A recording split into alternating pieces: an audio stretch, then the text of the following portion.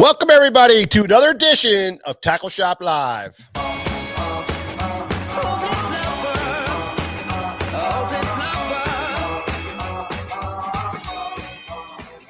Yo, Matthew Weimer.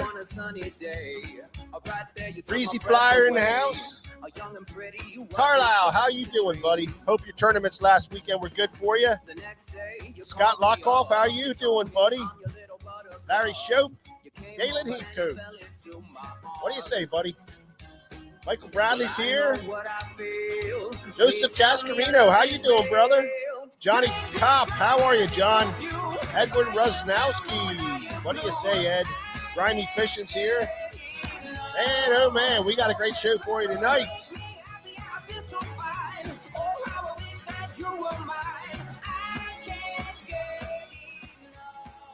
Jack Hinkle, how you doing, Jack? Man, oh man, I was out fishing today. Woo!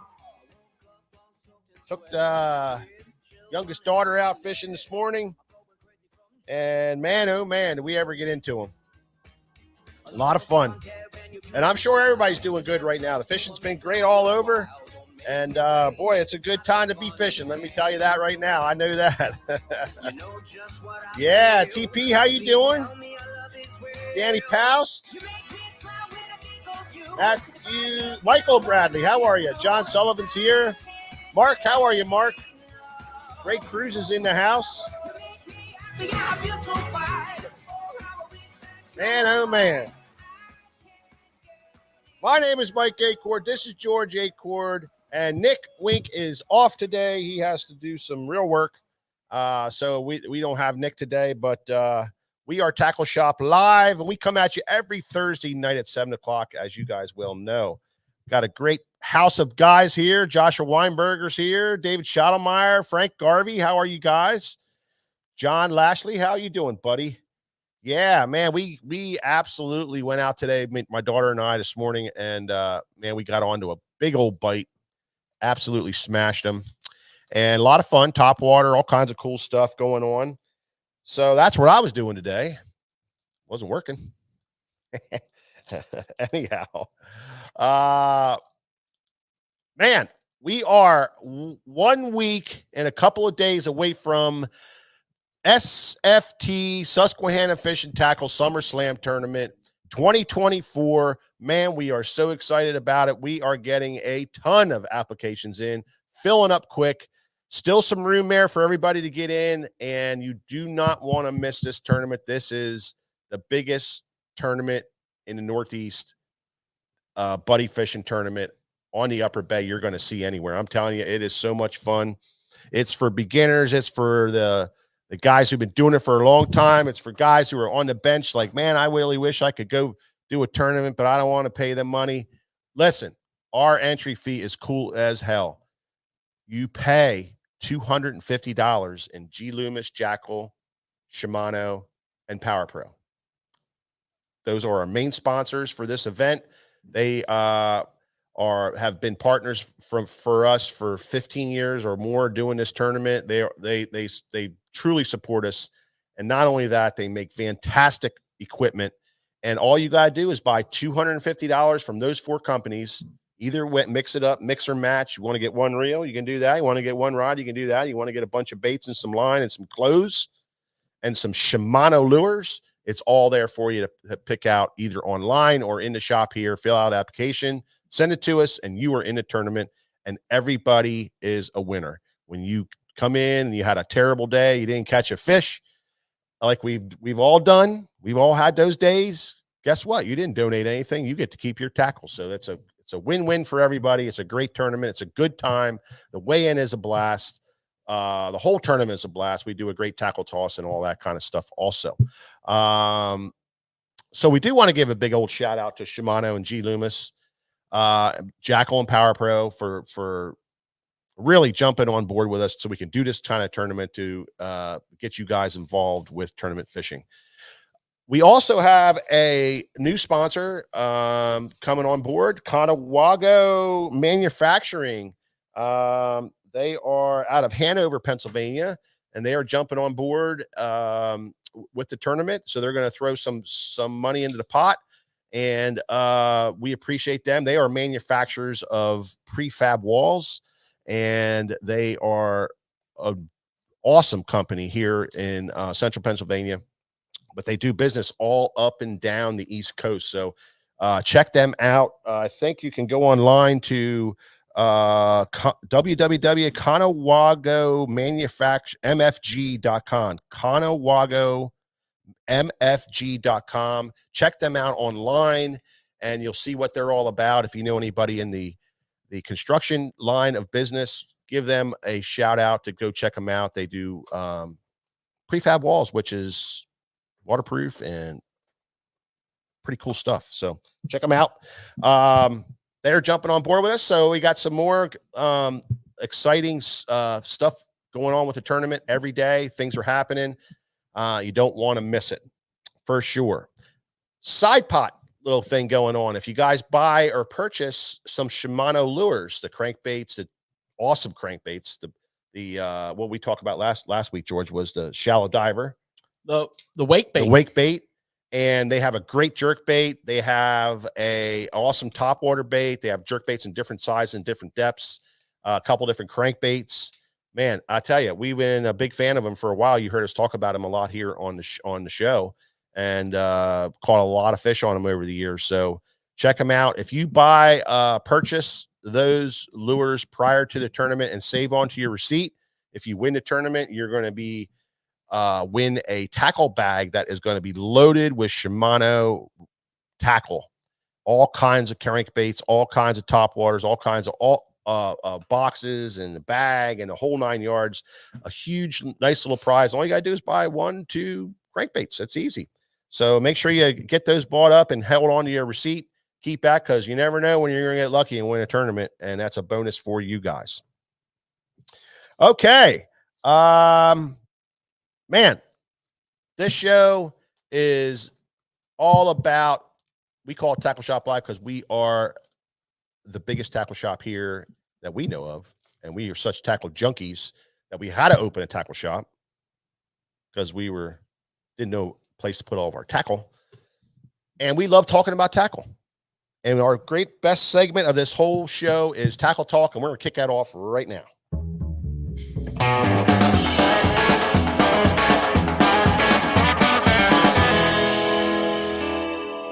Gretchen Hauser Benner, how you doing? In the house, everybody doing? Amy Lynn, how you doing? Charged Lightning's here. Joseph DeSousa, Sam and Sam, back in the house, man. Good to see all you guys. George, what we got going on for new tackle? We always got something interesting to talk about. Always something good going on. Always something good. Love it. Love talking tackle. The first item that we're going to start up with tonight, Mike, is some scent. I know we talked about the bait fuel back when it came in. Love the bait fuel. I know. Love it. You do. I know you do. And we've approved that. Mm-hmm. Bait fuel has been approved by SFT. Mm-hmm. It's not like, it's no joke. No, it's not. It's not. We proved it over and over. So what we got, and this could get a little tricky, especially if you're running some chapstick. But we have the bait fuel. They call it the hard bait stick, but I'm here to tell you, Mike, you can put this on any bait you want. Sure. Okay. Sure. It's a Magnum chapstick loaded with gelled up bait fuel, and you just swipe it on there. They did a really cool video on that, George. And they did it with a UV. Not this. Huh? Not this. Wasn't that? No. Oh, okay. No, it was the next product we're going to talk about. Oh, yeah. Yep. My point was with that is how it does stay on the bait. Oh, this stays on really good. Yeah, I mean, this is literally like a chapstick. Yeah. You'll see it on of there. Bait fuel, and what a great idea! I mean, they do it in a saltwater formula also, but to put it on your hard baits or to put it on your whatever. Mm-hmm. I mean, it works on everything. Yeah. I don't know. The only thing I don't know about it is if you let it lay out in the hot sun. We'll find out. Yeah, I guess so. We're gonna have one rolling around in our boat for sure. I guess so. Let's check it out. Let's open it up. So we got the bait fuel. Let's open it up, and I'd like you to try it as a chapstick. Well, I'm not too sure about that. I mean, I'm just being honest about that. Yeah. So it doesn't smell like anything. Maybe it doesn't taste like anything. Fish attractant. Fuel every bite. Let's check it out, people. So we're opening up the bait fuel hard bait stick here. Okay, we got the packaging. We don't need that. All right, now we got to figure out how to get into this bad boy. Now, usually I just like to grip it and rip it. I don't know if that's going to work. So, second step is the knife, right? Let's see what we got here. Isn't that a pull tab right there? Where? Right there. Nope. We got a situation. Definitely childproof. That's for sure. We got a situation here. All right, here we go. All right, that didn't work. Let's get in here. Put a good cut on this bad boy. There we go. All right, my trusty blade has solved the problem. All right, here we go. Here we go. So now we have the bait fuel hard bait stick. We're going to say, oh, yeah. Oh, yeah. Oh, yeah. It's a nice solid, white looking solid. Okay, now for the application process. We need a hard bait? Nope. I'm going to use a soft bait. Okay. I'm going to take the Reaction Innovations Man Bear Pig. Man Bear Pig. Which I put in as the best name ever for a soft bait. Okay, here we go. Oh, yeah. Oh, yeah. It comes right on there.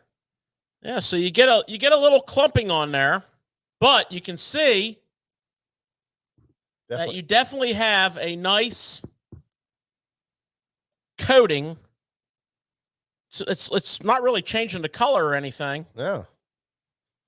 No smell, of course. No, it's the enzyme. So I say, put that on your lips. I bet you it doesn't taste like anything. So what we got here is the bait fuel hard bait stick. Yeah. $9.99, and I think you could do a ton of baits with this thing. A little tricky to open. Ton of baits. So right now we're at a 4-star because of the opening process. James took a star away. I get it. Now, next up, continuing with the bait fuel. Now, I'm telling you right now, if you ever been down in like East Baltimore, like driving down like the Pulaski Highway, you seen them people nodding off on the side of the road? They may or may not have been on the bait fuel. This bad boy right here, we got multiple injectors, okay? Multiple different injectors here. We have got, literally have got needles, okay?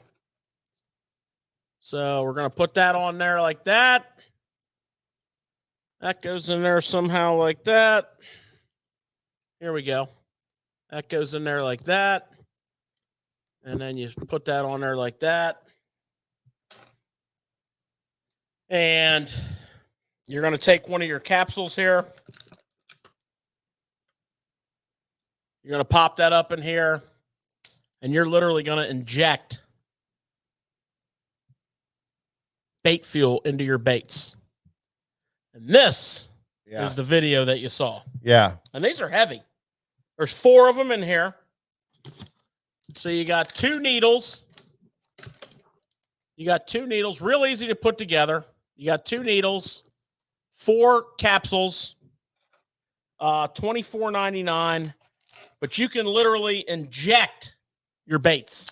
Yeah, and the video that I was talking about was they injected the baits, and and they put some UV coloring in it, and they pitched it in the water, and it really put out an awesome cloud of scent around the bait, and it stayed with it for a pretty long time. So, perfect for that flipping scenario where you're flipping in the bushes or flipping in the grass. Um, you can kind of hop it in one spot and it just really clouds the whole area. And they just wanted to show you that, this stuff is clear. It has, there's no scent, but it puts this out there, has no smell to it, but it puts this out there, this enzyme out there. And I'm telling you, we've had phenomenal success with the scent itself. It definitely made a difference. So this is some different applications, hard baits, and of course the ejectable version, all in stock here at SFT. Let us know what you think. Let us know what you think about scent overall, whether you guys are believers or not in it. We should do a show on scent, George, someday. No, like a major, awesome inside out show. But, really like to know what you guys think of it sometime. Send us an email, drop us some comments, and also you can jump on our social media and leave some comments on there on whether you're a big believer in scent, whether you like these applications, the different styles of applications that we have of the different scents out there, and of course the bait fuel. That would be pretty cool. So, what you got here, George? I got some clothes. Nice. Help me out here. Yeah, I got you. So, we're big Sims fans here at the shop. We do a lot with Sims. Love their line of gear. And they have a tech t-shirt. This is obviously the hoodie. Right? SPF 30 plus. Nice. And we have had them logo it up right here on the chest with the SFT on the right chest logo and the Sims logo on the left chest. And we did a run of the hoodie. It's kind of like a silvery gray color. And we did the crew, long sleeve crew, obviously, the long sleeve for the sun protection.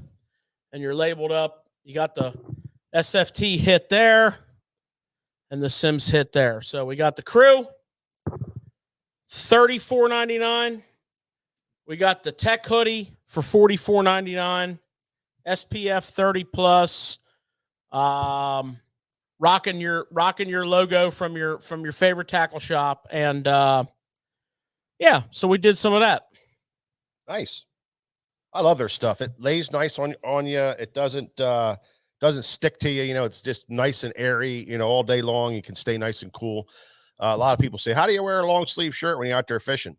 Well, this stuff's like breathable. It gets breeze. It keeps the sweat away from you and keeps you cool all day long, and keeps the sun off you. More importantly, keeps the sun off you. So pretty cool stuff. And you can wear it when it's super hot outside for sure. I do recommend the long sleeves in the sun. It's going to help cover you up from the sun. It is more comfortable in a lot of cases. I'm not going to sit here and tell you it's, I'm not going to argue that fact, but it's very comfortable. Mm-hmm. It keeps the sun off of you. And the nice thing about the Sims, and I'm sure the other companies have this as well, but with the Sims solar gear, their color fast is rated for like 75 washes minimum, which is a lot of washes. Yeah. Now, having said that, I mean, we all have Sims solar shirts that are well beyond that, and their colors are great. So they hold their colors well. The logos hold up well. And we just wanted to do a little co-branding with them. So we can fly our colors on some of the best solar shirts out there, reasonably priced, and yeah, check them out. Yeah. Right. Public service announcement, George. Okay. And this just goes because we're in the tackle talk section. We're having some difficulties with our website right now. We're being attacked by spammers spamming our account, and some fraudulent stuff going on with our account. So if you can't get through for an order, or you can get on the site and look around, no problem, but you're getting ready to place an order and it doesn't go through, just give us a call. We can take care of it over the phone. If you go through PayPal, it's no problem. You can, all of our PayPal stuff is working properly. It's just our credit card side of things, because we're getting bombarded so much by some stuff right now. We just got lucky and became a magnet for this stuff for right now, but we're taking care of it. We're protected 100% on our website. We're very secure, and that's why it's blocking all of it, and it's sucking up all of our memory. So nice thing is, George, it's working. Our fraudulent stuff is working. So, I mean, are we talking like Putin? I don't know what it is. Biden? It's unbelievable how we never had it where it was like we were getting bombarded this much. We always had a little bit here and there, but that's why we have such great security software running in the background, so it protects you guys and it protects us. But this is just on a mega scale, and it's eating all of our memory and RAM up, and also filling our order portal to the point where we can't accept any credit card orders. So but you can run through right now. You can run through PayPal. We're working on it. We got some top-notch guys on it right now. They're working on a patch for it, so it should be up and running. But if you're trying to do something tonight or tomorrow, you may have some difficulty. Just wanted to give you guys a heads up, because I know you're going to buy all this cool stuff that we're talking about tonight. So heads up on that. All right. So we need to look into Putin and Biden. Yeah. And I don't think we have to worry about Biden, because that's going to take some skill. I mean, these guys were telling me what was going on, and I was like, I couldn't even fathom it. I couldn't even understand what they were saying. They were talking in this crazy tech language, but they're on it. They're on it. They're working on it. They're getting mean. They're jumping in full guns a-blazing. So I did some studying today of the upcoming tournaments. So tomorrow the Elite starts. They canceled today because of bad weather.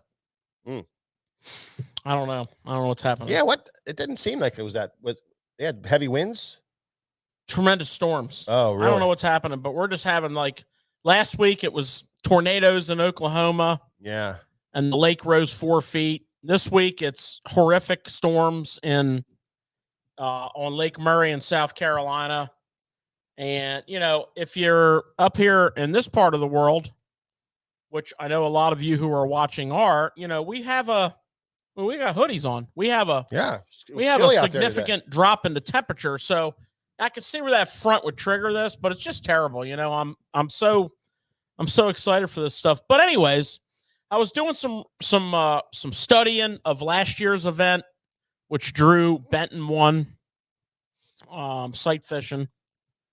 I don't think that's going to happen. Because the spawn's like well over, right? Well, no, it's lingering. Oh, barely. Oh, now day one, there's a bunch of bedfish that they're going to go suck up like a Hoover vacuum cleaner.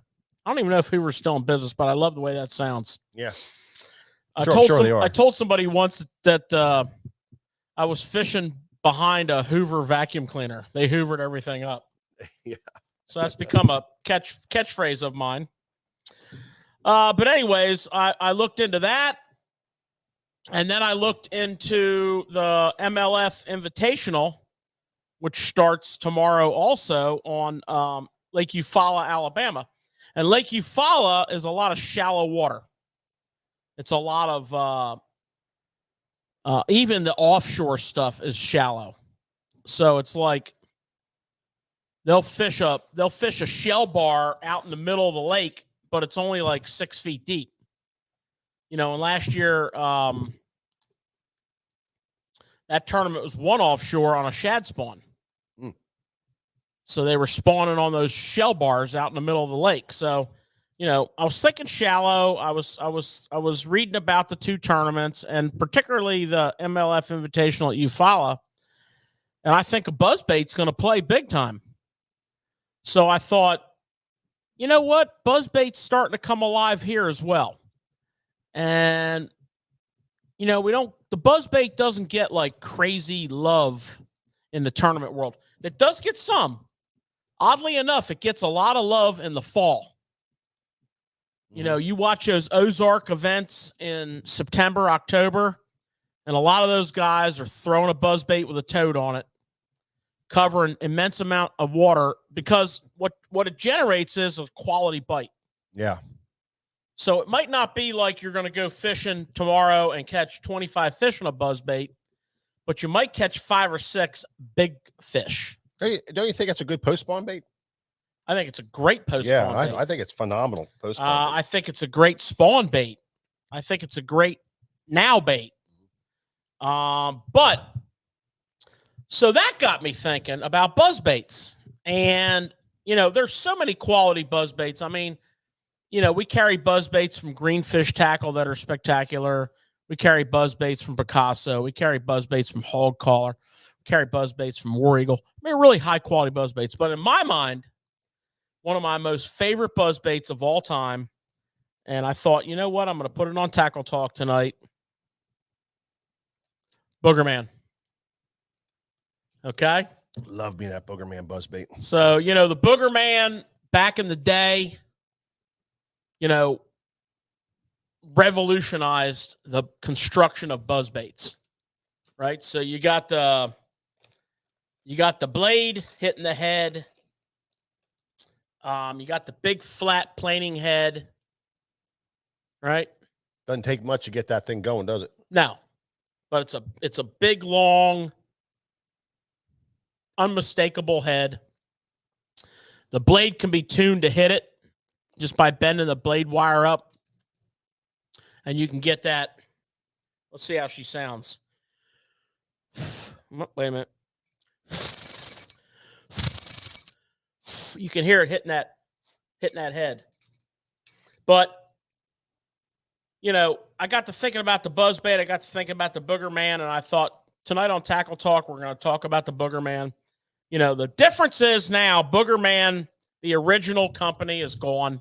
Yeah. This guy that owns it now is from Florida. And what's really cool about this is he has contracted Nichols to make his baits. So the quality is just awesome, right? And, you know, and there's some really unique colors, you know, like bubble gum. They call it cotton candy, right? Obviously,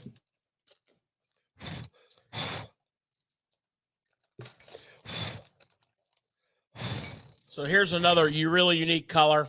This is called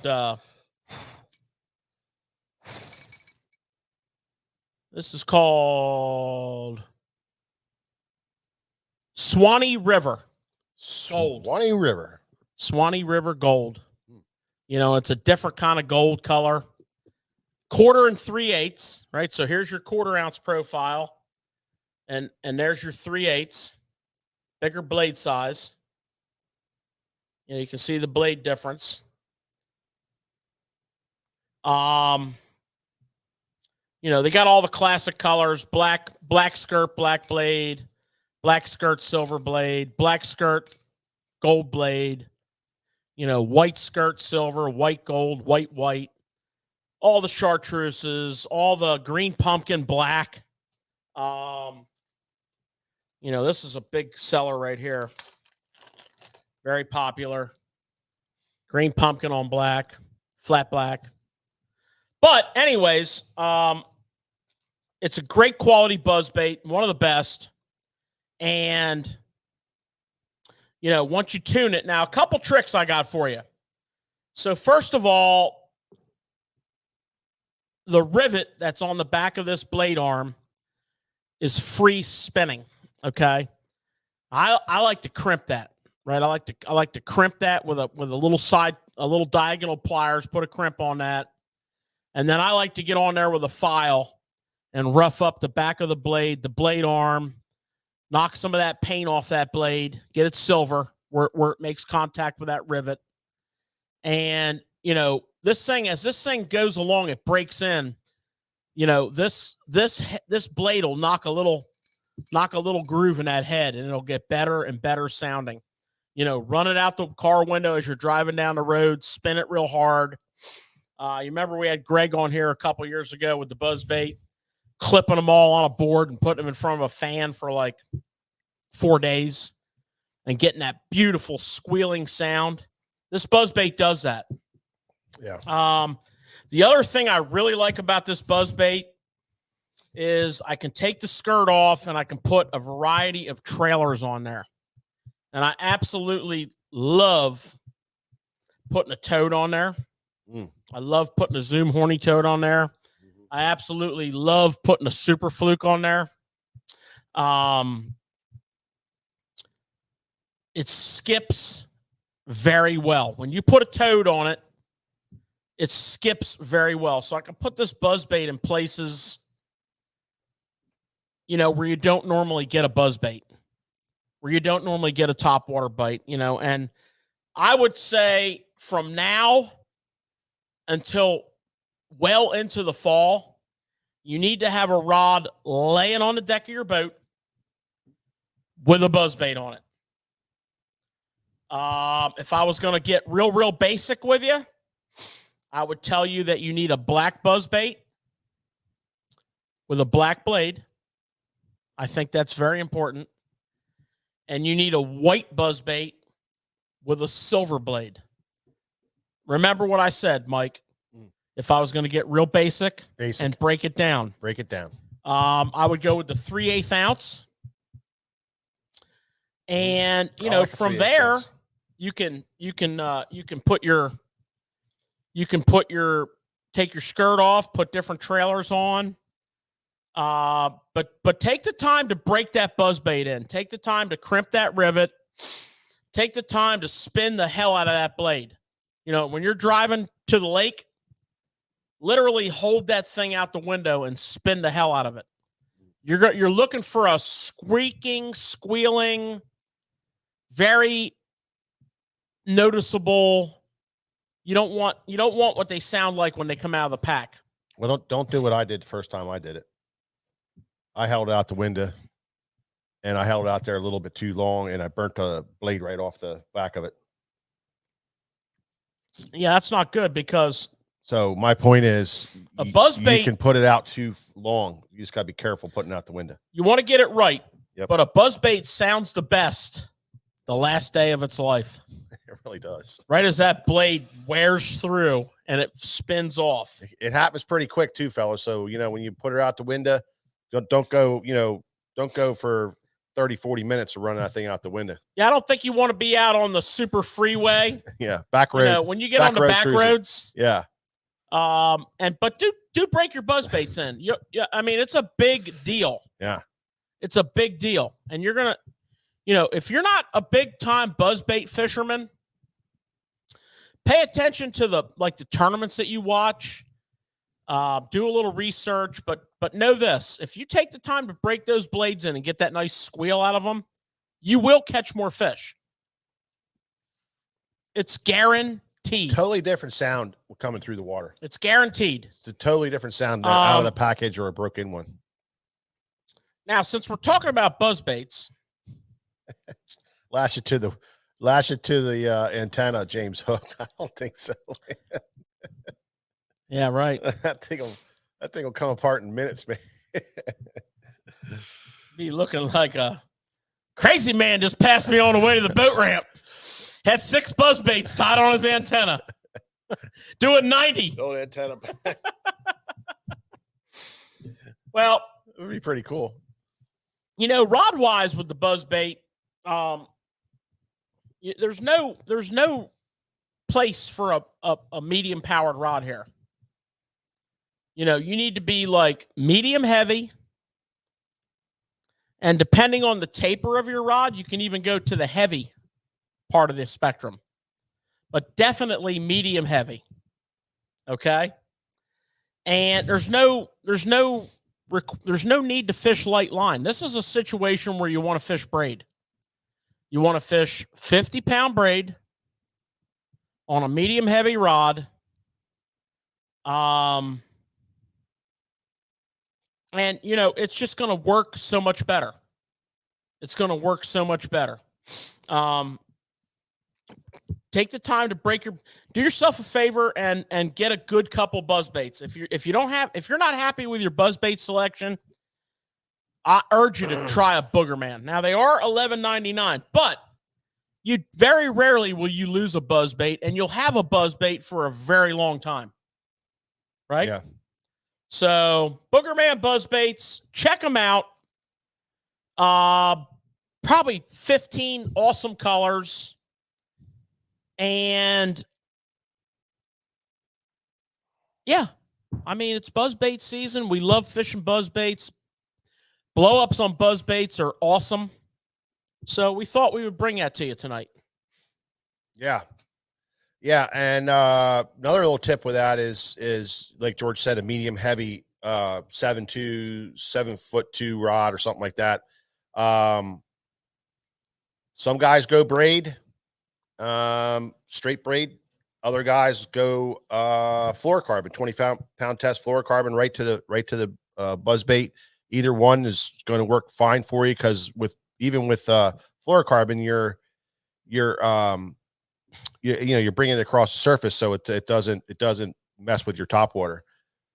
But the big thing with it is I like to throw and hold the rod real high in the air when I'm bringing my buzz bait in, and I don't like to make a real long cast.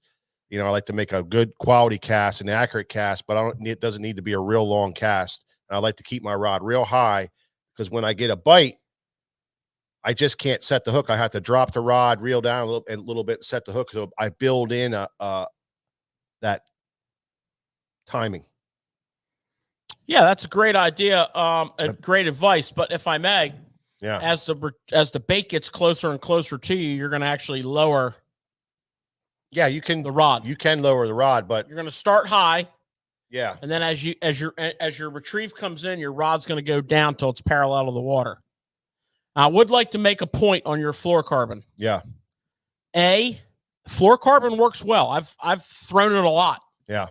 I do too. And occasionally I'll tie it on a rod because it's what I have available. There is a downside. Buzz baits tend to tumble a lot when you cast them. They tumble through the air. I mean, they're not the most aerodynamic looking thing you ever saw out there. And if you overpower them on the cast, they tend to tumble, spin, and it's amazing. It doesn't take very long before your line is twisted all up. And you'll notice with the fluorocarbon, if you're fishing like a heavier fluorocarbon, you'll notice after a couple hard hours of buzzbait fishing, some annoying tip wraps with your line when you throw slack in it. And you're wondering, how did my line get twisted? I'm reeling a buzzbait straight across the surface. Well, it's happening during the cast.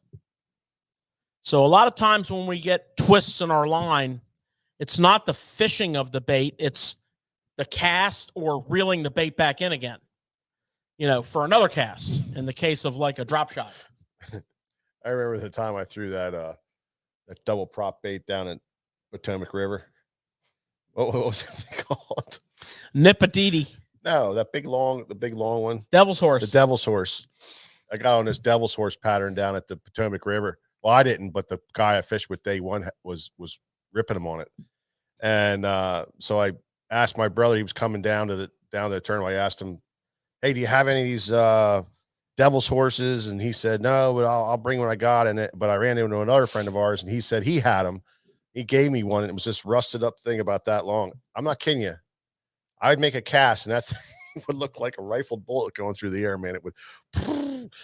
I think my third cast, I caught a 3-pounder on it. And my fourth cast, I got it back to the boat, and the line spin around the tip top of my rod. Like it spun down my rod like like 2 foot, like like that. And I unraveled it, and I was trying to make a cast real quick to keep the line stretched out so I could make another cast. And I made 4 casts with that thing and destroyed the whole entire spool of line with that damn thing. But I did put a 3-pounder in the boat. Yeah.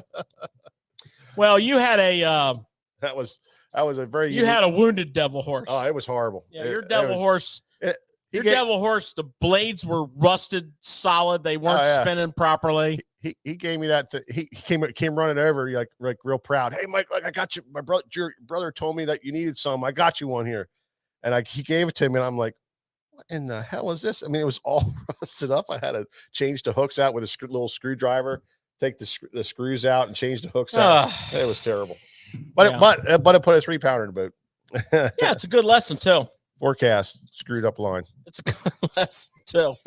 Don't use baits whose blades are rusted fast. They weren't rusted fast, but they was pretty bad. They were hanging up pretty good. It was pretty bad. Yeah. All right. Anyway. So the other thing I want to talk about tonight is, for me and for a lot of this part of the world and a lot of the bass world in general, we're fishing shallow. We're flipping grass clumps. We're flipping wood, various hardcover pad stems.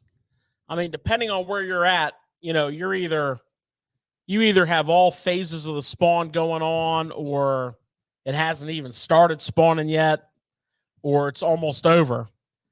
And, I'm going to go a little old school here. I'm going to talk about something that's not necessarily brand new, but it's on my mind. Okay? And it's the brush hog. Right? Mm-hmm. So, love that bait. The brush hog in the spring of the year, if you're not fishing the brush hog, we need to talk about that. And we're going to talk briefly. But you got all different options in the brush hog. So, of course, I'm talking about Zoom. There's many imitators out there, and some of them are damn fine. We got the tiny brush hog, right? Everybody forgets about that one. We're going to drop shot that. Everybody forgets about that one. I don't even use that damn thing. I don't either, but man, and because we don't even think about it. Well, how cool is that bait? Well, I mean, I'm just showing it because it exists. Yeah. I mean, you can put it on Ned head. It's pretty cool. You can drop shot it. It's a different type of finesse bait. I'm not going to get too hung up on it because I don't even use it. But it exists. Mm-hmm. Right? Yeah, that's what I'm saying. Then we have the baby brush hog. And this is a staple. The next size up is the mid size, which is kind of new. I really like it. Right? And then we go to the full-size brush hog. Okay. This is your bread and butter sizes right here. Baby, mid, and the full-size brush hog. Okay? And there's a lot of baits out on the market that imitate this bait. Yeah. For great reason. This bait is a fish catching son of a gun. You better be down with this bait. So I'm going to talk to you first, guys, about pitching and flipping the brush hog. Right? We're going to talk about rigging it up on a for shallow hard cover, a 1/4 to a 3/8 ounce Texas rig. I like an EWG hook, but I would say equally as popular is a offset shank, either a sprout bend or a round bend. And I would say equally as popular is a straight shank. So to each their own on the hook. I've never seen a disadvantage to one over the other. I will say this. I like to peg my weight. Okay, I'm not going to get all bogged down on that, but I like to peg my weight. And I'm going to fish it on a medium heavy to a heavy.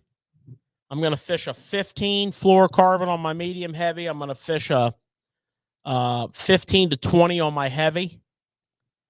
And I'm going to pitch and flip this bad boy to every type of cover that there is in the spring. And I'm telling you, it's a phenomenal bait. It's a phenomenal grass bait. You know, you don't get the matted grass. I'm talking about clumpy grass, you know, spring grass. It is a killer grass bait. Absolutely killer. We got, I like the Zoom Brush Hog. You know, we got the salt. We got amazing runs of color, all the colors. All the colors. And it's a killer bait. I also like to take a little spike it and tip out some of the legs. Like last weekend when I was fishing it, the orange really made a difference. Sometimes it's a chartreuse, but, you know, in the spring, I find the orange, a little bit of orange, spike it on the tips makes a big difference. Killer bait. Now, when I first got exposed to the brush hog was about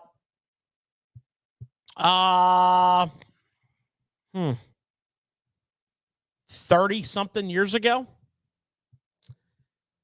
30? 30? I don't think it was even made 30 years ago. Oh, you'd be extremely wrong on that point. I don't know about that. Okay. Well, when you get your abacus out over there and figure that out, yeah. Go ahead. And you'll find out that it's been made for more than 30 years. But I was exposed to it Carolina rig. And on a summer pattern tournament. Carolina rigging. I was Carolina rigging a lizard. My partner was Carolina rigging a brush hog, which I was aware of, the brush hog. I just never used it as a Carolina rig bait. It is a phenomenal Carolina rig bait. So let's just say the brush hog is an extremely versatile, comes in every little size from the tiny up to the full. And actually, we have a hybrid. We have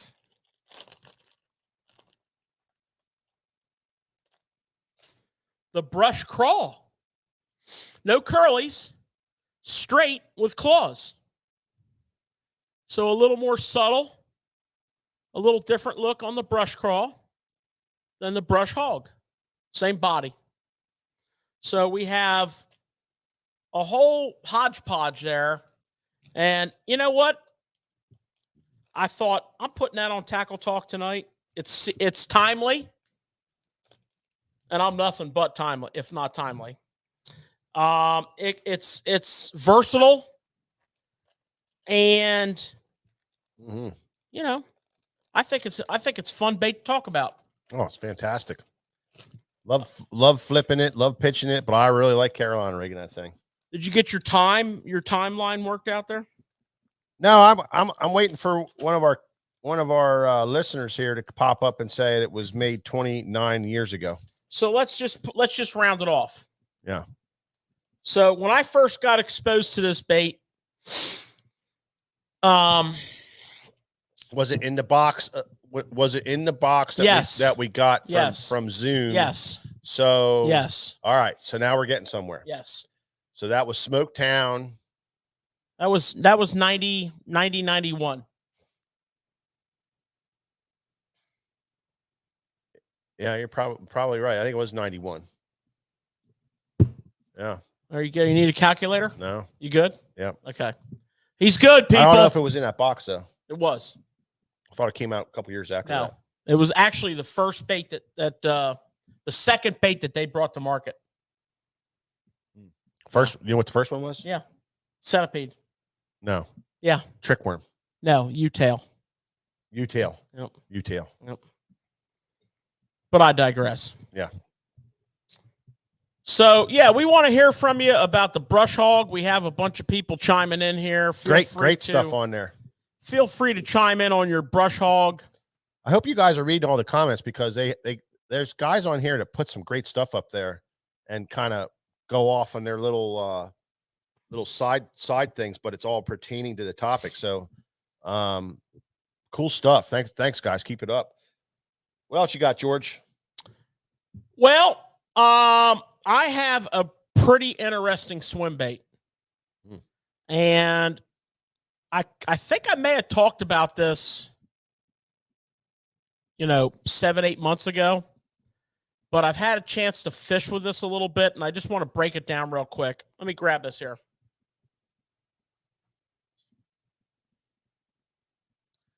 So this is a, probably should have cut it off this rod. This is a Z-Man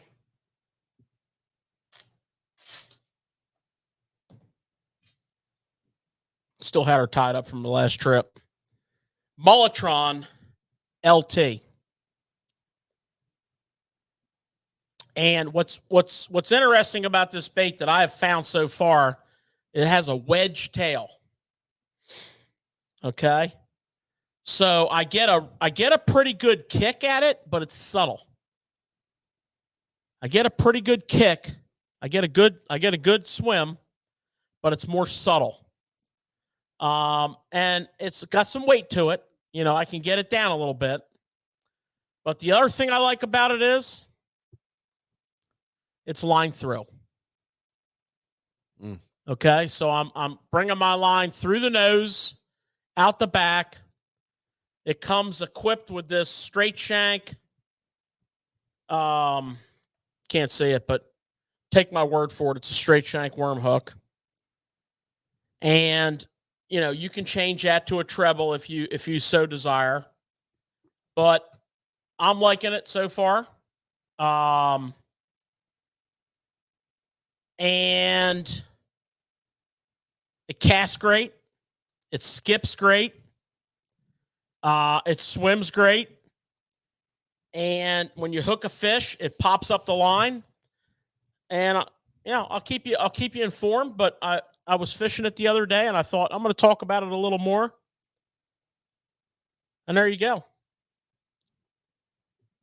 Look who just popped up here, fellas and ladies.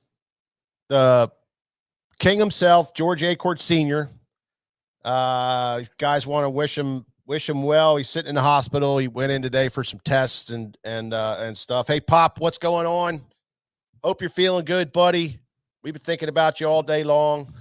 It's cool that you're watching us. Now, there's a guy that has some old school freaking fish in there. Matter of fact, I think Pop could tell us about the 30-year thing on the Brush Hog. And no doubt. I still think it came after, but we're going to do some thinking on that. Pop, you're going to have to help us with that. Well, I mean, we all know that you will literally die on any hill that you choose to select. No, I just want to get to the bottom of it. I can't believe somebody hasn't chimed on here and said that was invented and such and such a date. Somebody always does. I mean, that's just how you are. You'll go down with the ship. Yeah. Okay. Yeah. Oh, I just want to be factual. Just want to be factual. What you are is you're a hard-headed German. Yeah. Just want to be factual. That's okay. All. And that's what you've always been.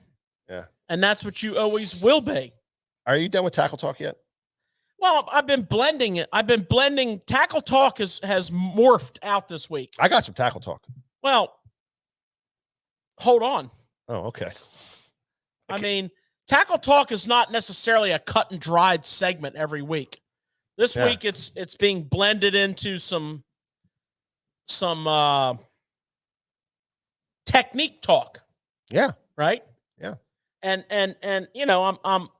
I'm going in and out of these upcoming tournaments a little bit. I'm having a ball here.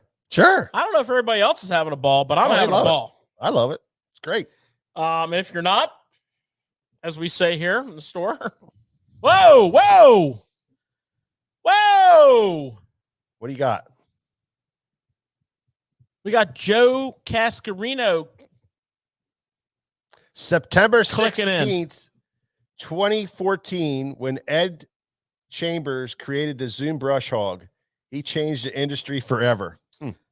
I mean, care to do the math? I'm not 100% sure what Joe has got going on over there where he lives, but I mean, my man is off by at least 20 years. Okay. Joe, I'll be requiring you to stop by the shop because you obviously need to be talked to.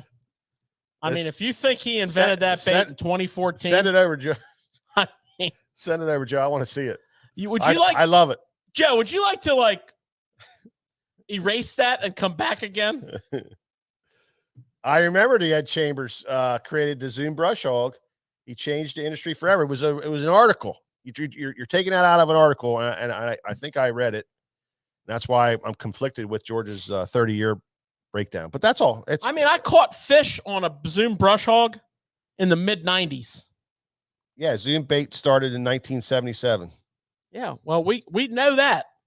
And they made crankbaits too. The old man did. Look at him. He's blaming it on Google. Blame Google. Oh, dude. Joe, we need to talk, dog. You got to own this shit when you put it out there, bro.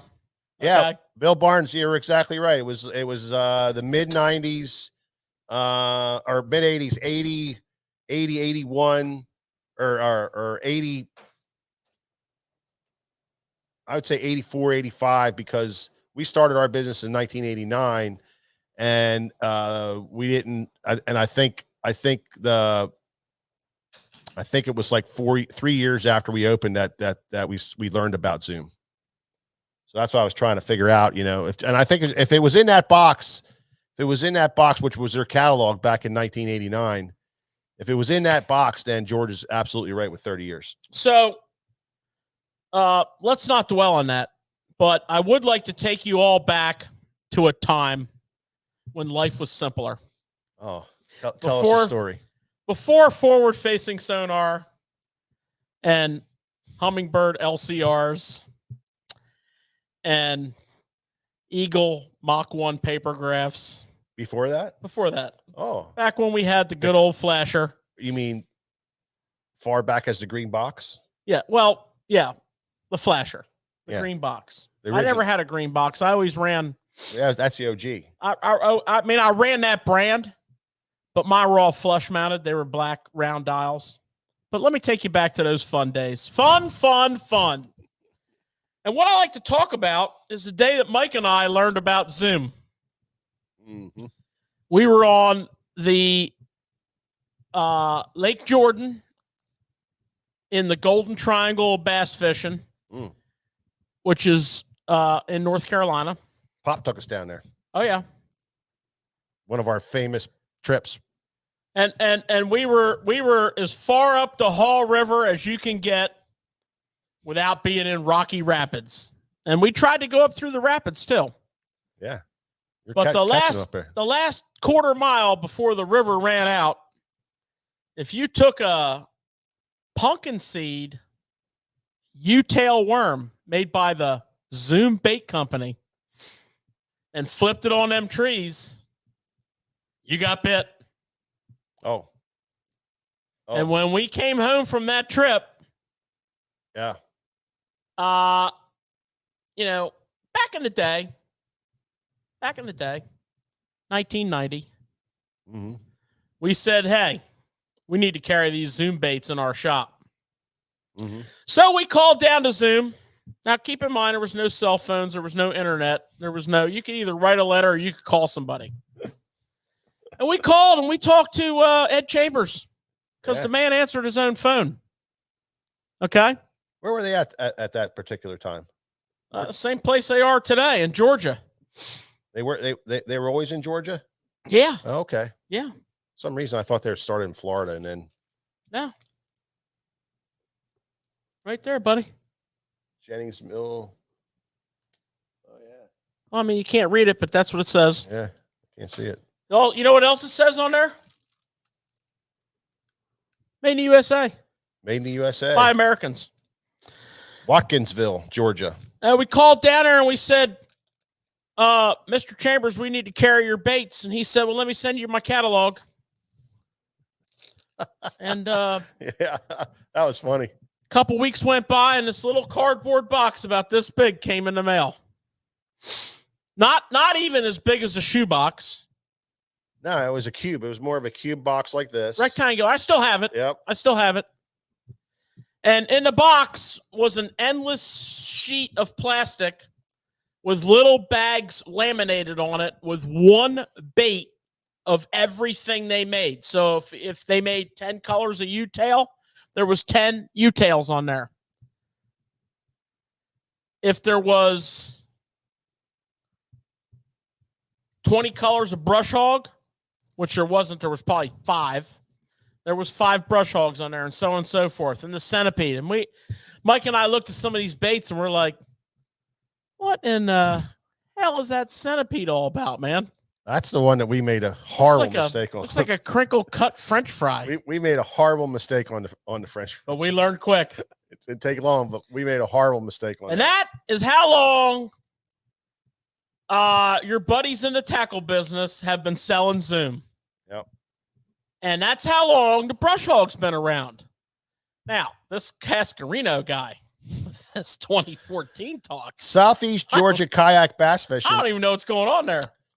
I thought maybe he would come up with some history there. He did come up with the Hornet custom lure thing that. Well, that's when he started pouring plastics. Yeah, that's pretty cool. Now, not to mention, sidetrack. I hope no one's getting bored. Ed Chambers Sr. had a hobby of making baits, balsa crankbaits, right? He got big into it. Big. Yeah. And today, because there's what's made is made, because Mr. Chambers has passed on, what's made is made.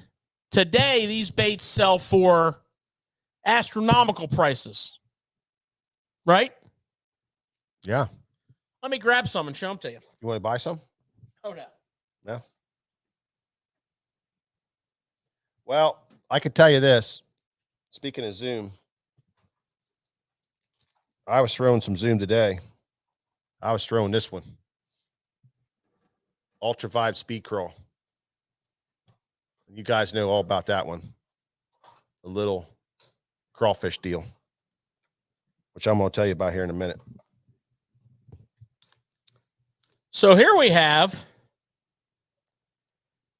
Zoom Bait Company, handmade by Mr. Chambers himself. Okay? Signed and dated. The Tap, 2016. A mere 2 years after the brush hog was invented. You're in for it, Joe. Okay? Here we have one of my favorites, the Z2. Again, circa 2016, handmade by Mr. Chambers himself. Okay? These things are the pièce de résistance of the balsa world. Here we have a little E, 2014, and that color. I love that color name.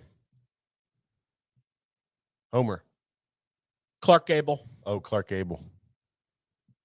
So there you go. I don't know how we got on this Zoom sidetrack, but Mr. Chambers dabbled in making balsa, and now today his balsa is priceless. And let me tell you something else about Mr. Chambers. The injection molding business for shooting plastic baits, he invented it. He took the equipment that existed and he said, no, that's not how we do things. And he redesigned it. And Mr. Gene LaRue went to him and they formed a friendship and he taught him how to shoot plastics. And Mr. LaRue paid him a license to put salt in them. So we have great history coming in from Southeast Georgia kayak bass fishing. Very good. Mr. Ed made baits for a man by the name of Ronnie Tapp. And that to this day, that crankbait's called a tap. So exciting stuff here tonight. You never know where this show's going to lead. Always goes off the path. We're gonna go left, right, and sometimes straight. Just having fun, talking fishing with y'all. And there's a means to an end, but you know what? Some nights it's just fun to sit back and crack a cold one. And now Mike's got a cool little trick he's going to share with you. Well, this is because we're talking so much about Zoom. I thought we would. How can you not? We would discuss one of the things that we were doing today when I was out fishing with my daughter. We were throwing a whopper plopper. She was throwing a whopper plopper around and doing quite well.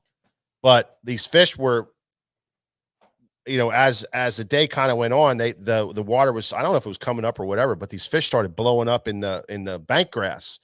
And the tournament last week, I don't know where the tournament was last week that where they were fishing the bank grass, whether it was the FLW or one of them, they were fishing that bank grass. And of course you couldn't throw a whopper plopper and get it through the bank grass without hanging up. So years ago, I had a customer that told me a little trick because I was going out to West Virginia and fishing the Monongahela. And he said, one of the things we do out there is we throw a little Ultra 5 speed crawl as a buzz bait. And I was like, wow. And he kind of showed me this trick. And ever since then I've been doing it. So I thought I'd pass that on to you guys because I rigged one up for my daughter and I said, Dan, you could throw this right in that grass and you can bring it right through that grass and they should pound it right when it hits the edge. And sure enough, second or third click cast, she pops one about 3 pounds on this bait. And then she caught several more and it was just a cool way of doing it. But all you do is, the Ultra 5 speed crawl has those little claws that have the cuts in them. And when it comes through the water, it just, the legs spread out and they get all crazy, as a flipping bait or as a trailer for a swim jig. It's good for that. A lot of action. They put these tails on, their chunks, which George and I love to flip with, the Ultra 5 speed chunk, but it's just a lot of action and the water catches it, folds them out and they gurgle on the surface. So it's a lot like a horny toad, which everybody knows about the horny toad. Subtle, but it's a lot smaller and more subtle. And it's a great smallmouth bait. So the way I rig it is I just use a 3.0 extra wide gap hook. This is the regular size. However, one thing I will say is a super line hook will work a little better if you're throwing it on heavier line. In other words, if you're throwing on 10 or 12 pound line in a heavy grass or whatever, then I would use a super line hook to kind of hold it down a little bit. What? You should never be throwing 10 or 12 pound line. Huh? Never throw 10 or 12 pound line. Why? There's no benefit. Well, well, I mean, there is. There is, honestly. This thing here, I mean, I'm telling you, you want to throw as light as possible on the lightest possible line, but and the big thing is distance, trying to get it out there. If you got too heavy a line, it doesn't throw real good. So that makes sense. I like it on a 10-pound test line, and I really like it on a braid to 10-pound leader. You really get a good cast on it that way. Well, I'd be nervous as a and now when I was tournament fishing in the heavy grass, I was doing it on a bait caster, so it was really difficult to get a good cast. But today we put it on a spinning rod, and other times I've fished it on a spinning rod, and you get a really nice cast and more open water situations, and it works fine. But anyway, you just rig it up like you would a Texas rig. Just come in the nose, pop it straight out. You're already tied on. You're going to come down to plot with the hook, and you're going to turn and pull the nose and the knot and the tag into the plastic. Now that's critical because the tag, if you pull that into your plastic, will act as a little spike to keep the bait from pulling off the nose. Not only that, you won't pick up scum with it. Exactly. But it acts as a nice little keeper to keep it from pulling down off the nose. You know, one of the things I like to do? What do you like to do? I like to put a bobber stop on my line. And when I get my winding frog all rigged up like that, I Yeah. like to slide the bobber stop down to the head of it. That's a great little thing. Something I like to do. So then at this point, you want to texpose this. So you lay the hook where it's going to come through, and then you put a J in it like this and go through where you marked that hook to go through, and you get a nice straight setup. Now, today, what we were doing, because we were throwing right into the grass and bringing it out the grass, and the fish were hitting it on the edge of that bank grass. What tournament was that? Was that tournament this past week where they were fishing the bank grass? That was that on Logan Martin. That was the open. That was the open on Logan Martin. Yeah, on Logan Martin. That whole lake's bank grass. Yeah, and that's what you know what that grass is called? Water willow. Oh, water willow. Yep. I don't know if that's what ours is. Is ours the same stuff? Yeah, it's permanent. Yeah, it's a permanent rooted. And if you snag the stalk, yeah, forget about it. You need to have a weed whacker with you.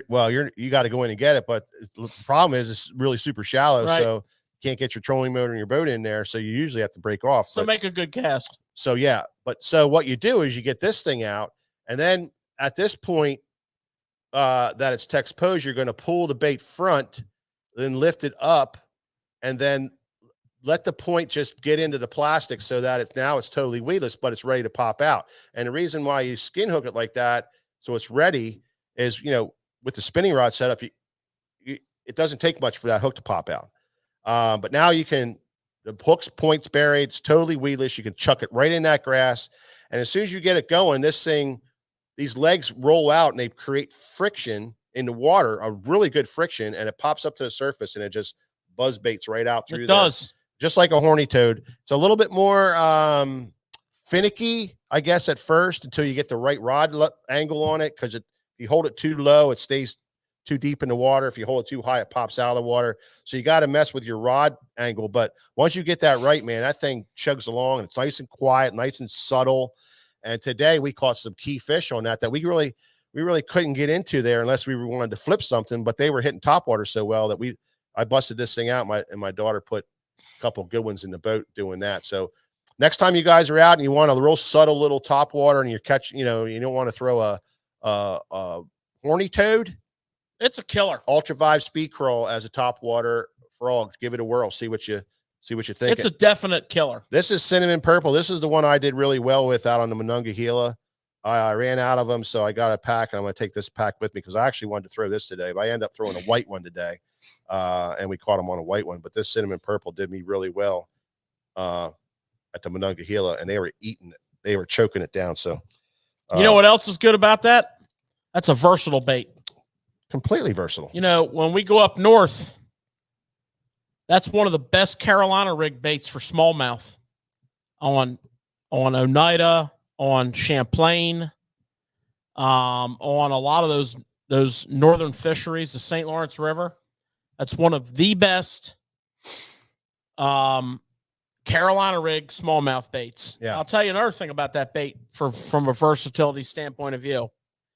I love to throw a swim jig.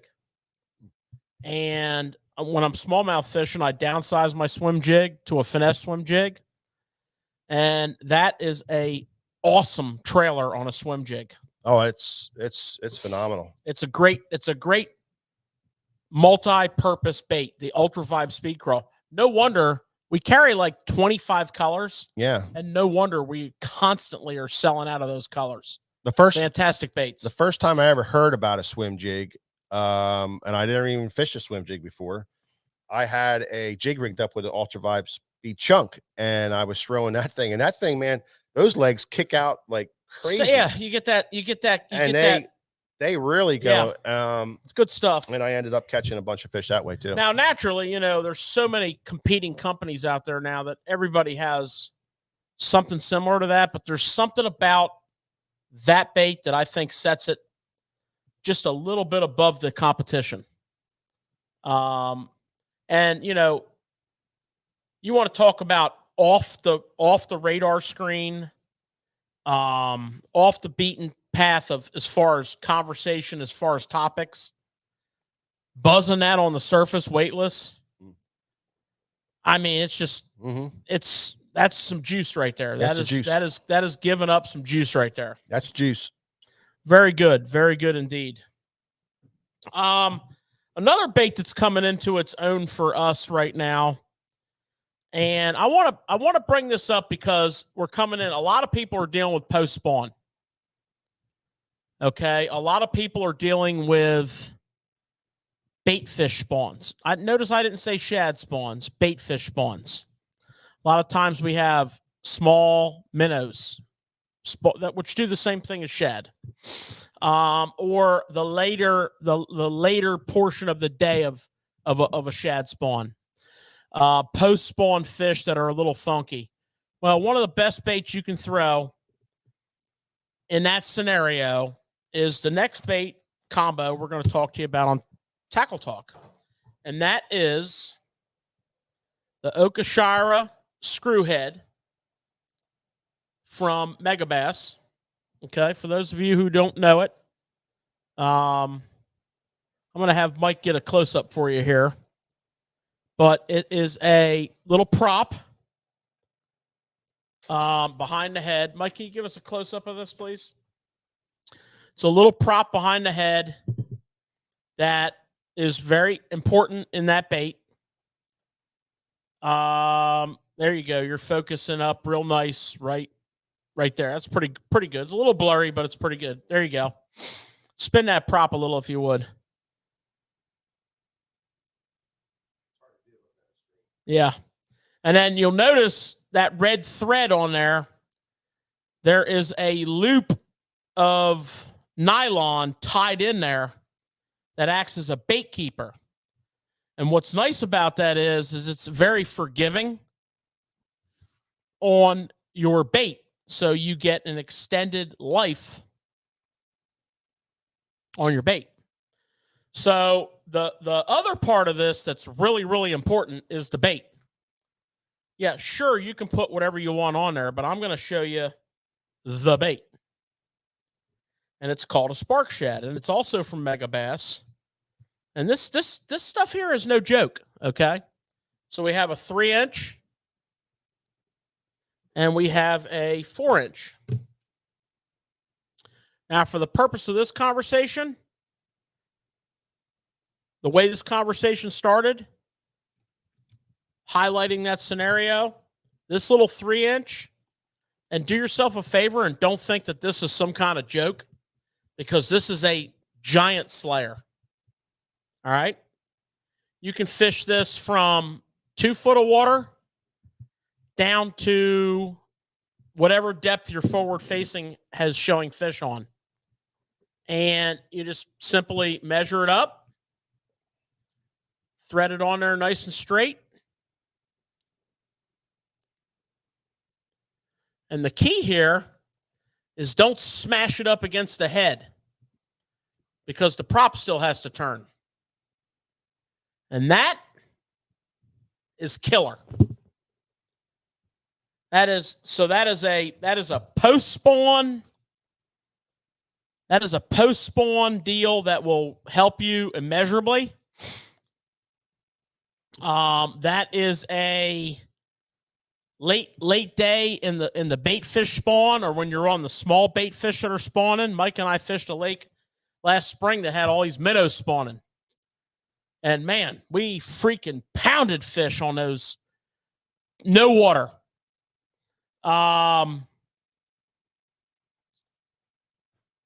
This bait does a lot more than just that time frame of the year, but from now through the post spawn period, you need to have this on a spinning rod. You need to have this on a 8-pound test leader if you're fishing braid. And it's just a slow, steady wind. It's called a Okashira Screwhead and a spark shad. Mm-hmm. And it is deadly. Had some amazing days on it. So, that's kind of a little bit of a different tackle talk for you, a little bit of a wandering around, and I thought it was fun. Beautiful. Right? Beautiful. Now, tournament talk. Well, this situation right here is not good. I mean, we got weather delays again. Man, Very disappointed. Now, I do feel as though, you know, the safety of the anglers has to be considered. Again, I think if you secretly polled these anglers, be a different story. a lot of them wanted to fish today. Yeah, but that's not what this show's about. This show's about we have the Elite Series on Lake Murray, which is a big old lake in South Carolina that is full of blueback herring. What's that spot? Is that a lot of spots on that lake? And largemouth. And largemouth. Yep. And this tournament, you're going to see everything from the forward-facing crowd on various types of brush piles. You'll hear them talking. You'll hear them talking about cane piles, right? Which is bamboo. You'll have always wondering what to do with that stuff. That stuff grows like crazy. Yeah, it's illegal to plant it. Yeah, I know. Yeah. You're gonna have an early morning herring spawn and shad spawn. The problem is they don't blast off till 7, so they're gonna miss a lot of it. And then after that, it's gonna be a lot of finesse tactics. You're gonna see a lot of big topwater walking plugs thrown. You're gonna see some very interesting swim baits that are herring designed swim baits, like Sabile Magic Swimmers and Spro Sashimi Shads. You're gonna see that where the Carolina Chrome comes into play. That's where Carolina Chrome was invented. Hartwell and Murray. What about the Zoom Super Fluke in the chrome? Zoom Super Fluke. That brand new chrome color. Well, they throw the chrome, they throw pearl white, they throw the green hologram, and on and on and on. So that's going to be fun to watch. That's going to kick off tomorrow morning. We're going to get some knowledge on that. We also have the MLF Invitational kicking off on Eufaula, Alabama. Last week was Eufaula, Oklahoma. And that's on the Chattahoochee River. That is a shallow fishery. There will be a ton of offshore fishing. There will be brush piles. They got a bunch of shell bars and ledges. There's a lot of backwaters. So you're going to see the gamut down there. That's going to be a really fun tournament to watch. And one of the things you're going to see a lot of on both of them, particularly on the bedding fish, because there will be bedding fish at the Elite Series tournament on Hartwell, particularly on day 1. And one thing you're going to see a lot of on those bedding fish is Wacky and Nico rigs. You're going to see a lot of Wacky and a lot of Nico. Okay. And, we thought we might just break down a little bit of Wacky and a little bit of Nico without getting too crazy. I mean, just probably everybody watching this show fishes a Wacky. So we thought we might break that down a little bit, talk about a few options in rigging, and talk about, some presentation aspects. Because let's face it, if it's spring and you're in all phases of the spawn, you're throwing a Wacky rig. What do you think the number one Wacky rig bait is on the market? Yamamoto Senko. Yamamoto Senko. Yeah, I would say the same thing. Yeah, go ahead and ask me what number 2 is. The General. Zoom Trickworm. I'd say the General. After what's his name's been doing with that thing. Yeah, he has done a lot with it. But I don't see people switching that are Yamamoto people to a General. They're going to do what he's doing with a Senko. Right? Yeah. No, I mean, the Senko is still number 1. Easy. when it comes to that type of worm. So that's a great way of bringing up, you know, what do you throw? Well, obviously you throw a Senko. Johnny Cox. Thanks, Count Conway. Obviously you throw a Senko, right? Obviously you throw a Maxent General. Yep.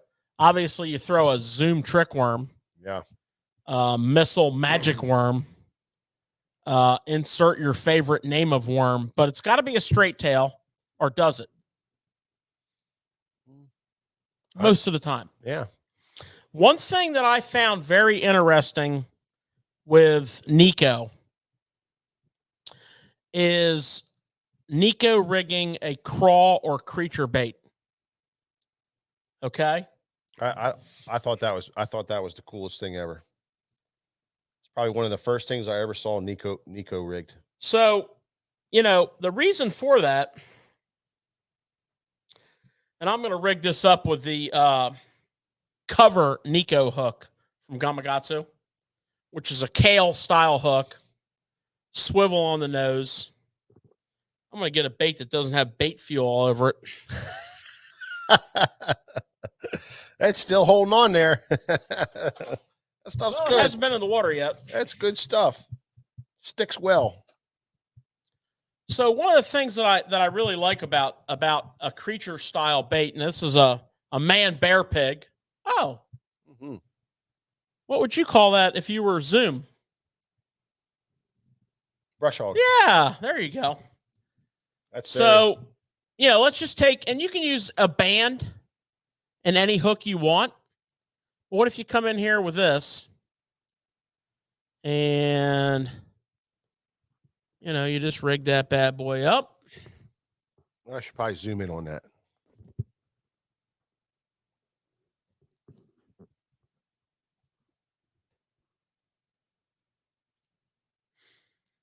So what we're talking about here, we're going to put a nail weight in here.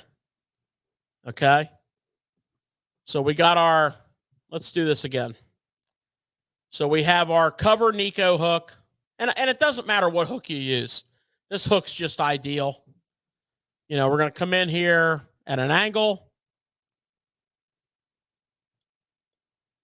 We're going to pull this down through. We got a really nice keeper right here. We're going to lock this bait onto that keeper. And you'll see the shape of the kale hook where it comes into play. So we want to kind of find out where the back of that hook is.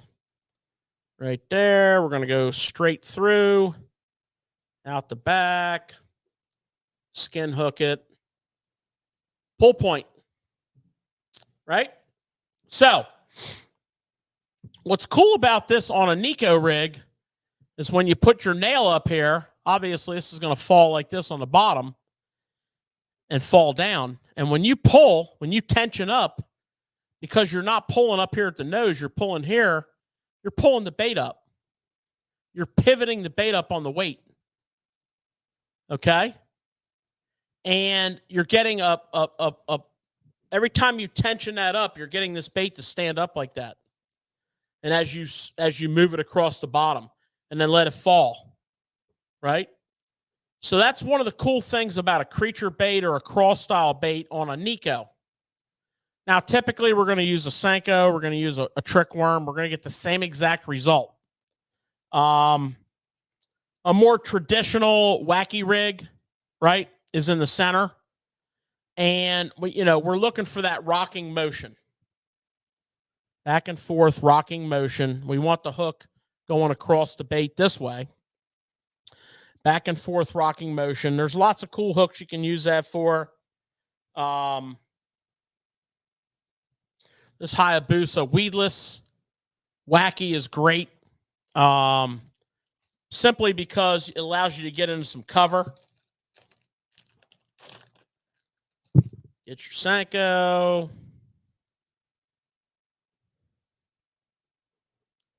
I like to go through the egg sac. What's cool about this hook is it's got a keeper.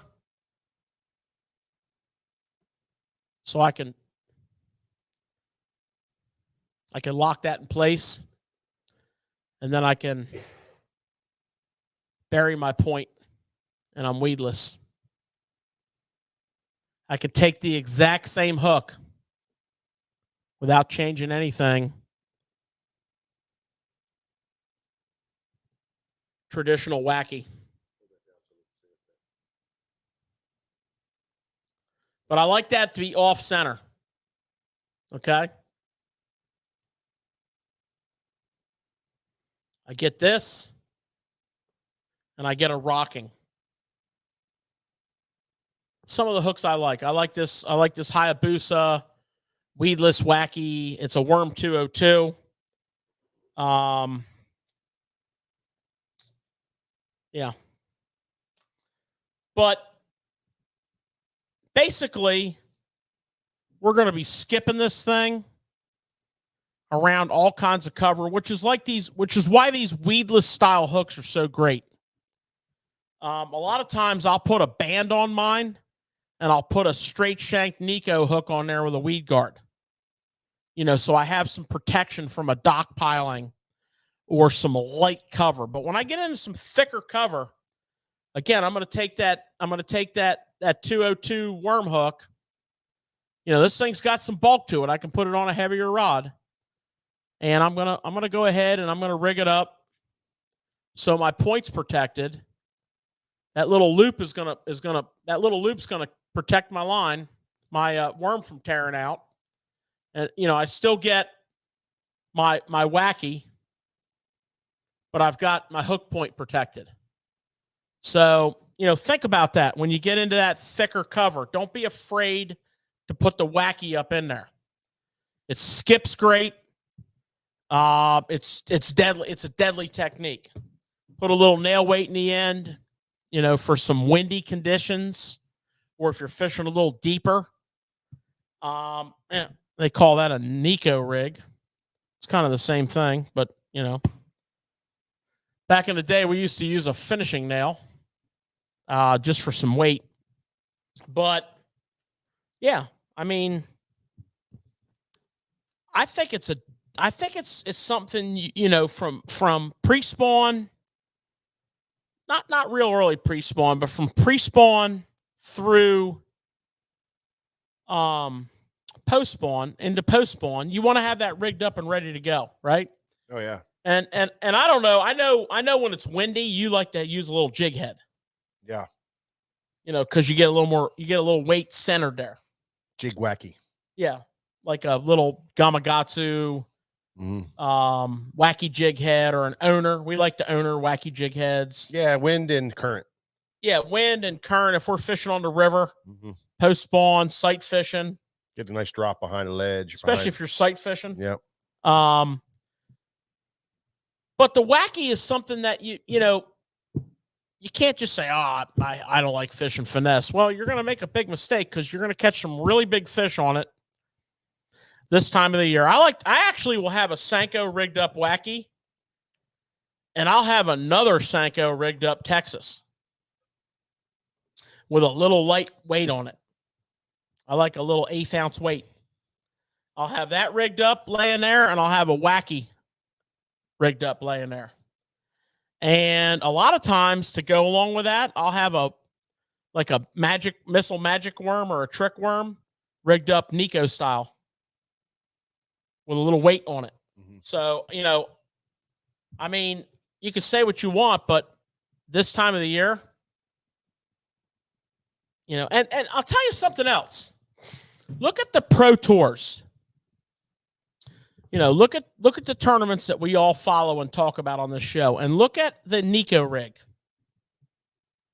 I mean, look at the Nico rig. The Nico rig is being used from a forward-facing perspective, deep, all the ways up to shallow grass fishing. And everything in between. Yeah, it's not something you're going to pick up and put in your hand all day long. But you want to have it ready because when the circumstance calls for it, you're not going to want to sit down and tie it up. Therefore, you're going to procrastinate. You're going to do something else. Have that Wacky rig tied up. Have that Nico rig tied up. And have a Texas rig Senko tied up with a lightweight this time of the year. Spawn into post spawn. Do that for yourself. You're going to catch a lot more fish. Oh, let's look how versatile the Wacky rig really, that whole Wacky rig and Nico rigging is. Docks, wood, rock, grass, bushes. There's nothing that you can't throw that bait into. It skips great. There's a reason why John Cox has it in his hand so much of the time. It's a fish catching machine. It's deadly. Now all these awesome rigging techniques, of available hooks, different styles of hooks that you can rig, all these different rigging techniques to make them weedless, to make them. Yeah, I mean, we're talking about the Cover Nico hook from Gamakatsu. We're talking about the weedless Wacky hook from Hayabusa, Absolutely. the Worm 202. Yep. It's given us a whole different rigging technique. Now, I want to tell you something. Mm-hmm. And I've done this on the fly in tournaments, and I've landed fish up and over 5 pounds on it. Flipping for bedding fish that I can't see, blind casting bedding fish, flipping on 20-pound line on a heavy powered rod, a drop shot rigged Wacky Senko. I needed the weight, and I wanted that bait to stay up off the bottom. And I've done it more than once. I've done it on bedding fish that I can't see that are finicky. The key is making sure you have the right hook. So you're going to have at least a medium heavy rod and 15-pound fluorocarbon. Mm-hmm. And you might be all the ways up to a heavy rod and 20-pound fluorocarbon. I tend to be in that medium heavy to 15 fluorocarbon. You're going to have a short leader drop shot. And you're going to have a Wacky rigged Senko. And the trick is the hook.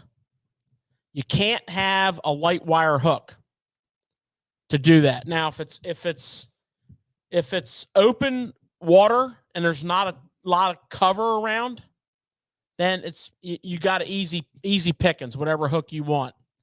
But if there's some cover around, I like to get myself a quality straight shanked Nico hook. The Mustad Titan comes to mind because it's a beefy hook. It's not like a flipping hook, but it gets the job done. Okay. Right. This Cover Nico. Again, it's not a flipping hook, but this hook gets the job done. Strong wire in that. Strong wire. And I've done very well with that. That's a little different perspective on Wacky. It's flipping and pitching a Wacky drop shot Senko on spawn fish that may or may not be on the bed, but you can't see them, so it doesn't. I mean, you're blind casting. Yeah.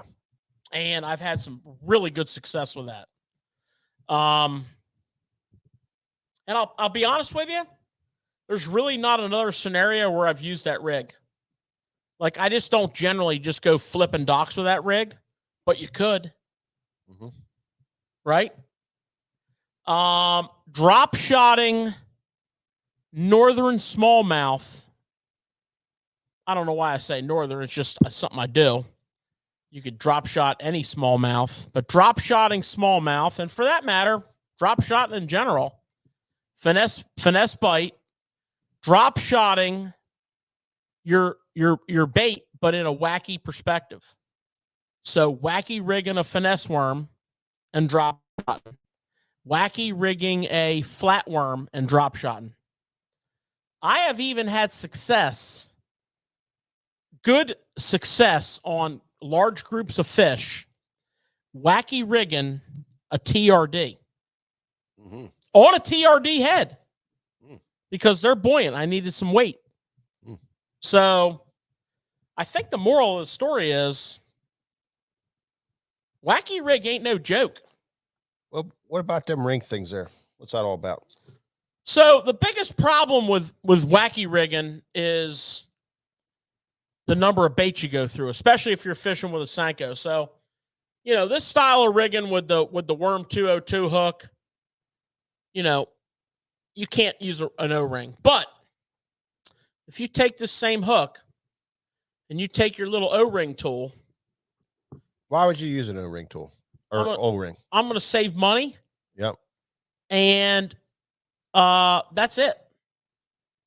I'm going to be less rigging, more catching. Some people say that ring, because it's pinching that plastic, gives it more of a roll on the fall.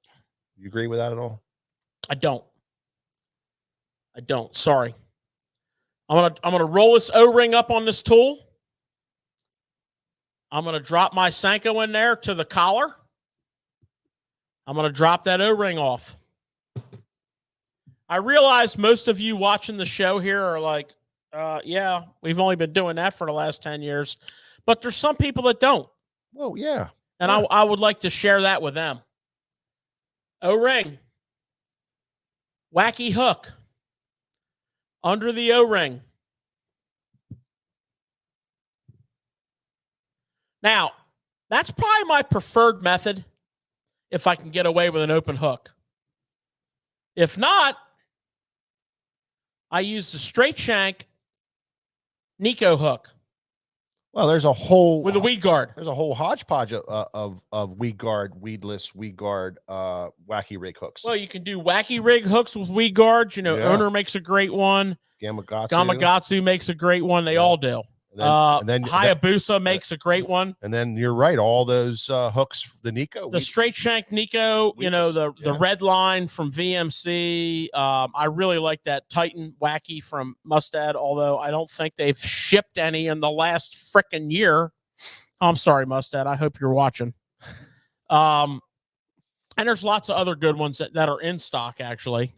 Gamakatsu makes a great one. Everybody does. All companies do. So that's an option for cover. You know, and I'm not talking like flipping cover. I'm talking like fearlessly going through like a little brush top. Mm-hmm. That is a deadly technique. And technically, when people get all techno, Nico rig indicates the hook in line with the worm. Wacky rig across. Mm-hmm. It's not that critical. Okay. Nico rig merely means there's a weight in the head. Yeah. Right? Who's getting hung up on words? I'm not. I don't know anything about it. I don't know about that.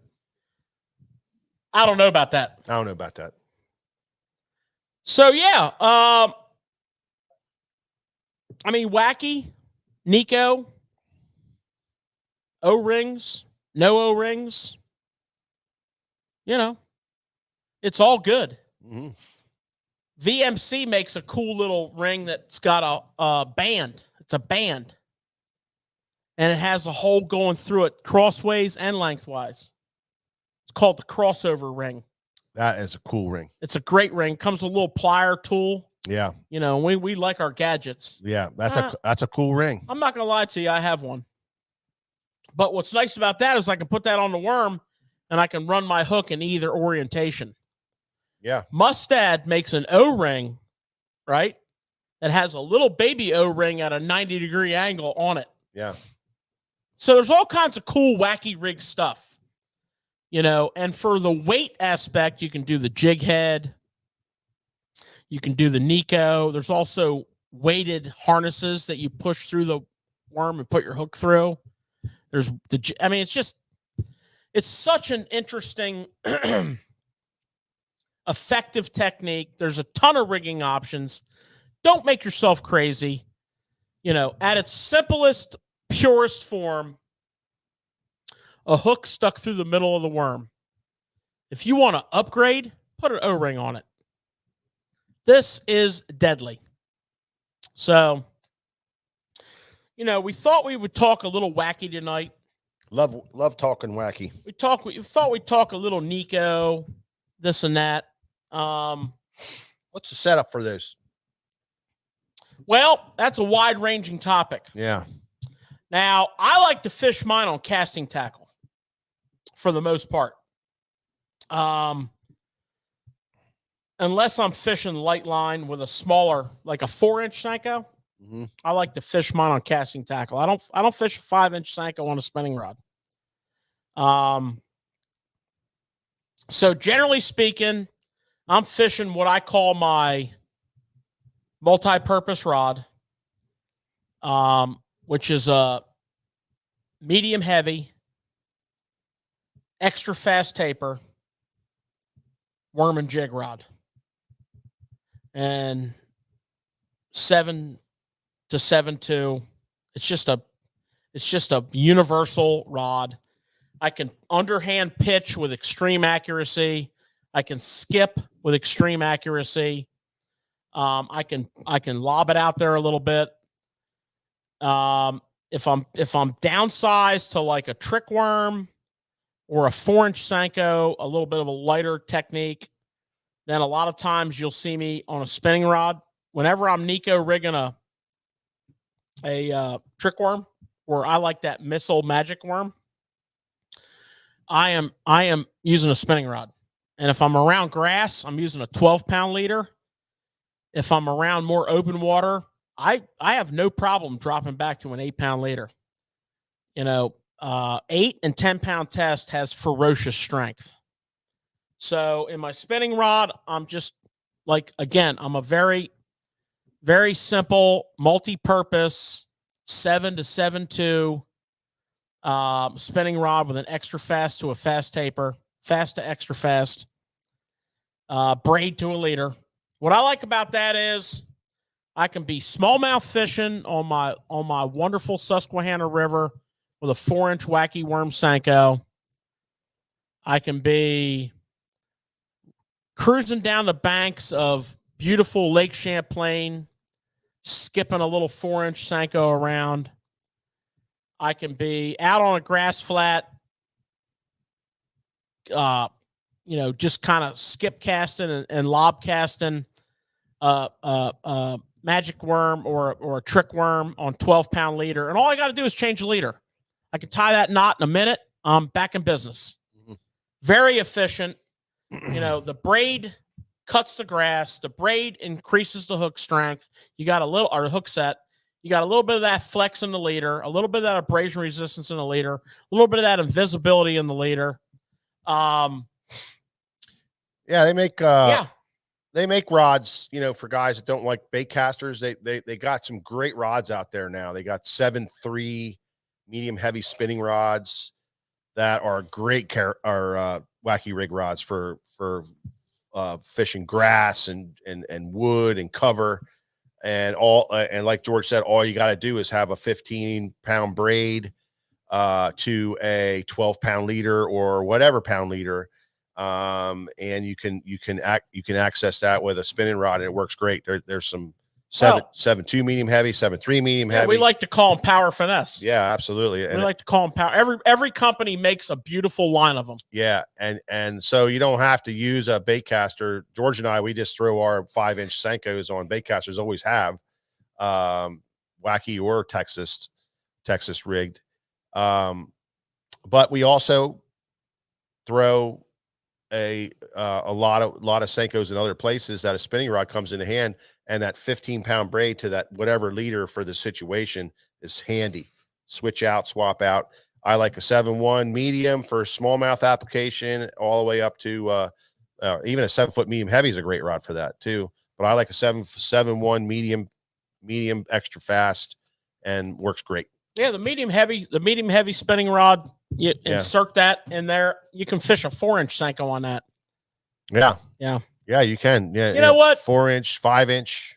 Here's the deal with this technique. This technique is very tolerant of a lot of different rod powers and actions. You, as an angler, will build your hook set, yada, yada, yada, around the power of the rod. Yeah, don't fight it. You'll know how hard you can lean on a fish. If I'm pitching a wacky rig 5-inch Senko around a boat dock, I'm more comfortable with my bait casting tackle and my heavier line. Okay. That doesn't mean it's right. That's what I'm comfortable with. Right. You know, if you want to use a spinning rod there, have yourself a nice little medium heavy setup. You know, have a 12-pound leader on your braid and, you know, go for it. Absolutely. That's the same setup I'd use for drop shotting, by the way, on those same docks. Well, I got into a situation one time where I really had to skip way back up underneath the trees, and I'm a decent skipper, but I'm not a great skipper. And I switched it over to a spinning rod because I didn't want to fight it. Well, you know, in some situations, if the trees are getting real close to the water, yeah, you need to go to a spinning rod. Yeah, and that's exactly what it was. I was just I instead of fighting it, I just switched over to a 15-pound braid with a fluorocarbon leader and rigged up my stuff, man. And I was just happy as anything, just firing them things back up underneath them trees and catching fish. Yeah. Yeah. And if you can do it with a bait caster, you know, more power to you. Yeah. Don't call me George Montgomery for nothing now. Come on. Yeah, I hear you. Yeah. But I'm not opposed to that spinning rod. Yeah. Yeah, I'm not. Nope. Johnny Cox throws a spinning rod a lot. Anything earth-shattering, Mike, before we sign off tonight? Nope. For all you guys that are still hanging in here, don't forget to we got 1 week and a couple of days left, a week and a half, I guess, left before our tournament picked a bunch of teams up today. Yeah. And there's guys really getting fired up on it. So I'm sure we're starting to get up there in numbers. Don't forget we have a 200 boat cutoff. So don't wait around the last minute and say, man, I couldn't get in. You know, get in now while you can. And listen, if you're on the fence to fish a tournament, so this is the one for you. This is a lot of fun. We got boats from, trackers to, 17-foot trackers, aluminum boats, jet boats, 18-foot jet boats. I mean, we got all kinds of boats. We got big giant boats. I mean, we got everything in between. It's for everybody. You just got to make sure you have a working live well, and you're welcome to come, and we will help you through step by step to get into tournament fishing. All of our guys that are there helping, they know to answer all kinds of crazy questions, and they're not crazy. They're just questions you ask them. We're here to help you and get you going. So, I just wanted to say that because I know there's a lot of guys on the fence that are like, I don't know, I never did one before. We got your back. Okay. Till next week, Nick Wink will be back, and I'm sure he'll have a bunch of good stories for us because he's been fishing a lot, and we're going to be fishing. George is fishing. I guess you're fishing Saturday. Absolutely. Yeah. I went fishing today, which was fun. So keep on fishing, keep on doing it, and we'll catch you on the next Tackle Shop Live.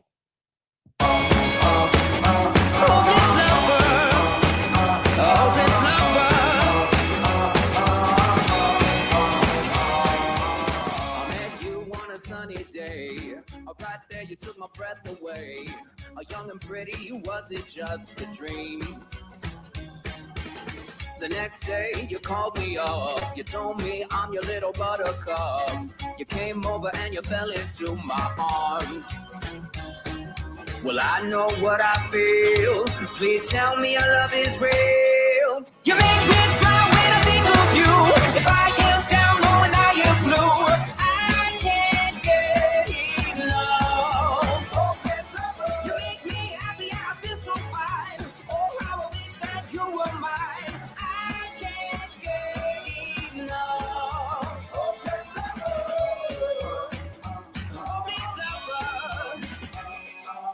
I woke up all soaked in sweat with chills running down my neck.